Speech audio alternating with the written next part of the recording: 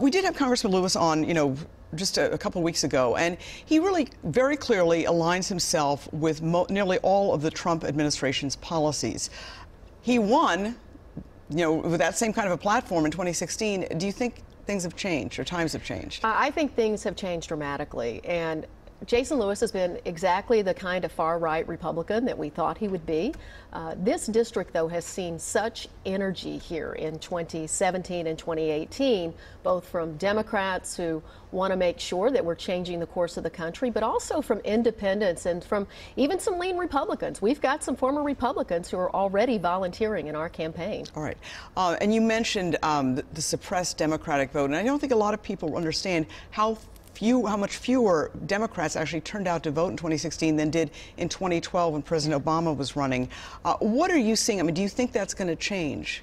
Oh, I think Democrats are ready to go. We've seen this in New Jersey and Virginia. We've seen it around the country, and we're seeing the level of energy in our campaign. We already have over 500 new volunteers who've never volunteered for a political campaign show up and do the work because they believe we need to change the course of the country, and I think we absolutely do. Right.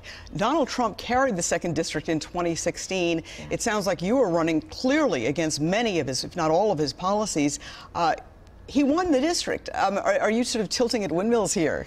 Well, I'm running against Jason Lewis, and that's the only person I'm running against. And he's been exactly the far-right Republican we thought he would. He voted for a tax bill that gave all of the tax breaks, just about, to corporations.